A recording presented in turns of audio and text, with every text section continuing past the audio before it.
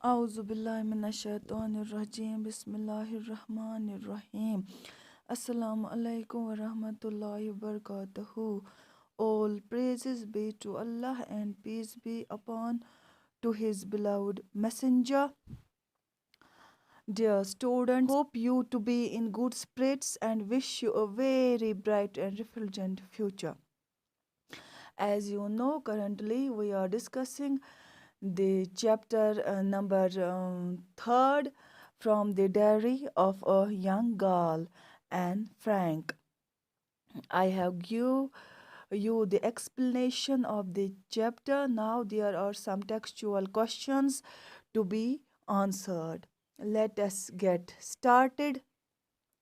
Question number one is: was Anne right when she said that the world would not be interested in the musings of a 13-year-old girl?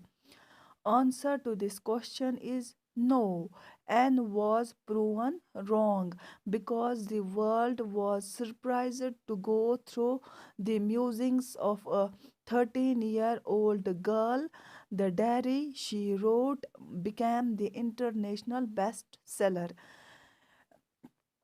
یہِ N ٲس سونٛچان کہِ لوٗکھ کَتھ سَنَن اَتھ أمۍ سٕنٛز ڈیری یُس یہِ لیکھان ٲس کہِ یہِ ٲس لۄکٕٹ کوٗر وٕنۍ مگر یہِ گٔے اَتھ منٛز رانٛگ یہِ این واز پرٛوٗوَن رانٛگ کیٛازِکہِ لوٗکو پٔرٕکھ یہِ ڈیری أمِس کورِ ہٕنٛز پَتہٕ بَنیٛاے یہِ أمۍ لیوٚکھمُت اوس یہِ بَنیٛاے international best seller so and was proven wrong because people were surprised to go through the musings of a 13-year-old girl.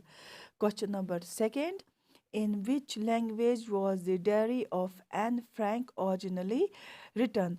Anne Frank hans diary kath manz ٲس اصلی لیکھنہٕ آمٕژ? Answer to this question is the diary of Anne Frank was originally written in the Dutch language. یہِ ٲس آمٕژ Dutch language منٛز لیکھنہٕ گۄڈنٮ۪تھٕے پَتہٕ آیہِ تَمہِ پَتہٕ آیہِ ٹرٛانسلیٹ کَرنہٕ تہِ چھُمو مےٚ تۄہہِ راتھ ووٚنمُت یِژ پٔر مےٚ أمۍ لیسنہِ ہٕنٛز تۄہہِ ایٚکٕسپلنیشَن دِژمو. Question number third is why does Anne need to give a brief sketch of her family? Does she treat Kitty as an insider or outsider? أمِس کیٛاہ مجبوٗری پیٚیے پنٕنۍ فیملی ہٕنٛدِس بارس منٛز اِنٹرٛوڈَکشَن دِنٕچ کیٛاہ یہِ کیٛاہ ٲس کَران اَتھ ڈیری ٹرٛیٖٹ یہِ ٲسا اَتھ کَران اِنسایڈَر ٹرٛیٖٹ کِنہٕ outsider? Answer to this question is Anne needed to give a brief sketch of her family to introduce herself and her parents because without an introduction no one would have found this diary interesting, and treats Kitty as an insider because she discloses her deep treasures of her secrets to it. Question number 4.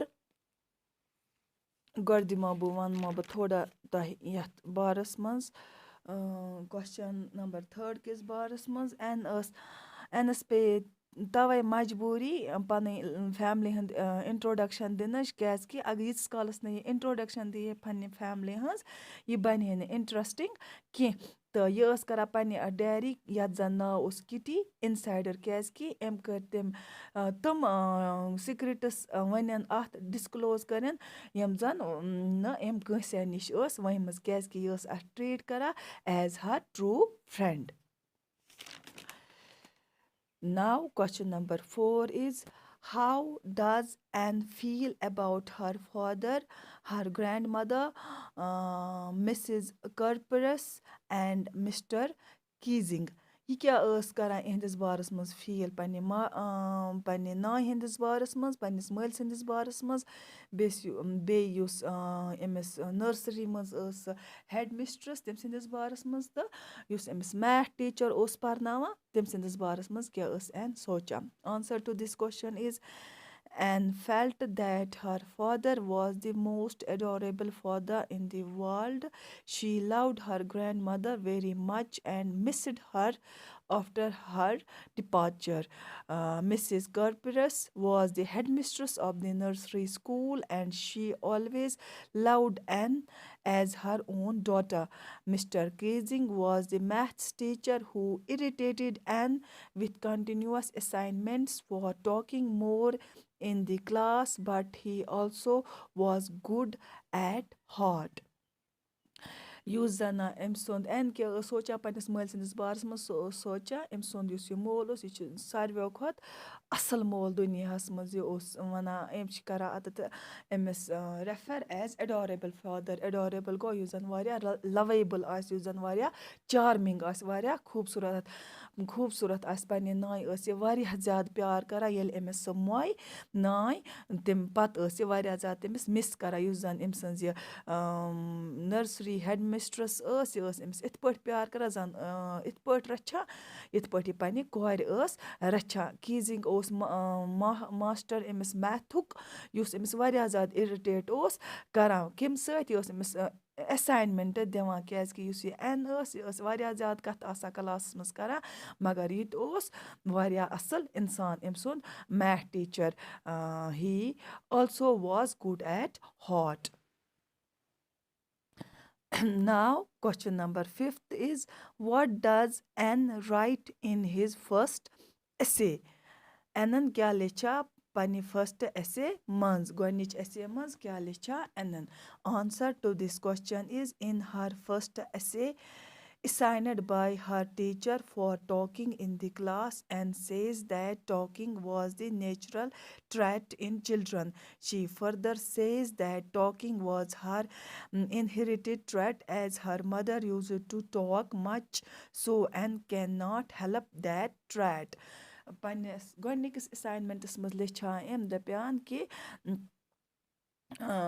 Talking یہِ چھُ کَتھ کَرنُک مَرزٕ یُس چھُ یہِ چھُ آسان naturally شُرٮ۪ن منٛز تہٕ بیٚیہِ چھِ لیٚچھان أمۍ اَتھ منٛز یِتہِ کہِ یُس أمِس یہِ اوس أمِس پُشتٲنی یہِ اوس أمِس ماجہِ ہُنٛد عادت یہِ زیادٕ کَتھ کَرنَس اَتھ ہیٚکہِ ہے نہٕ اٮ۪ن کِہیٖنۍ تہِ کٔرِتھ کیٛازِکہِ أمِس اوس یہِ پُشتٲنی عادت أمِس اوس یہِ اِنہِرِٹ گوٚمُت ماجہِ ہِنٛدِس پٮ۪ٹھ أمۍ سٕنٛز مٲج تہِ چھِ ٲسمٕژ واریاہ زیادٕ کَتھ کَران تَوَے ٲس اٮ۪ن تہِ زیادٕ کَتھ کَران یہِ ہیٚکہِ ہے نہٕ اَتھ عادتَس مٔشرٲوِتھ کینٛہہ. Similarly, question number 6 is, N says teachers are most unpredictable.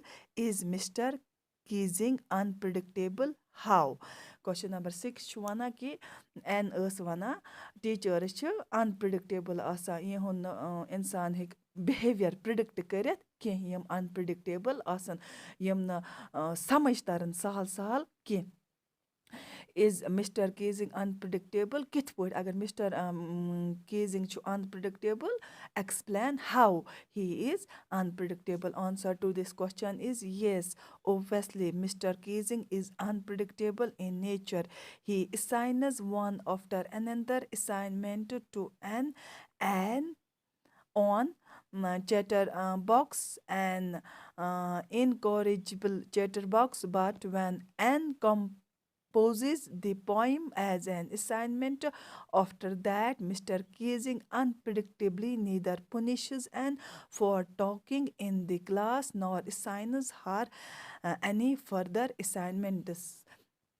أمۍ سُنٛد بِہیوِیَر اوس اَنپِرٛڈِکٹیبٕل مِسٹَر کیٖزِنٛگ سُنٛد کیٛازِکہِ یہِ اوس أمِس دۄہَے دِوان اِساینمٮ۪نٛٹٕس یہِ ٲس زیادٕ کَتھ آسان کَران پَتہٕ ٲس یہِ أمِس دِوان اِساینمٮ۪نٛٹٕس پَتہٕ ییٚلہِ اٮ۪نَن کٔر اَکہِ دۄہ پویِم اَکھ کَمپوز اَتھ بارَس منٛز زیادٕ کَتھ کَرنٕکِس بارَس منٛز تمہِ پَتہٕ دیُت نہٕ أمۍ أمِس زٕہٕنۍ تہِ اِساینمٮ۪نٛٹ تہٕ نہ اوس أمِس یہِ رُکاوان کَتھ کَرنٕچ اَمہِ تَل چھِ اَسہِ تَران فِکرِ تہٕ أمۍ سُنٛد بِہیوِیَر اوس اَنپِرٛڈِکٹیبٕل کیٛازِکہِ گۄڈٕ اوس یہِ أمِس دِوان اِساینمٮ۪نٛٹٕس بیٚیہِ اوسُس نہٕ کَتھ تہِ نہٕ دِوان کَرنہٕ کینٛہہ پَتہٕ دیُتنَس نہٕ کینٛہہ پَتہٕ ییٚلہِ أمۍ پویِم کٔر کَمپوز پَتہٕ اوس نہٕ یہِ أمِس اِساینمٮ۪نٛٹَن دِوان کینٛہہ تہٕ پَنِش تہِ اوسُس نہٕ کَران تہٕ کَتھ کَرنہٕ نِش اوسُس نہٕ رُکاوان تہِ نہٕ کینٛہہ یہِ maths teacher. With this, I complete my today's lecture. Thank you. Stay home, stay safe. Assalamu alaikum.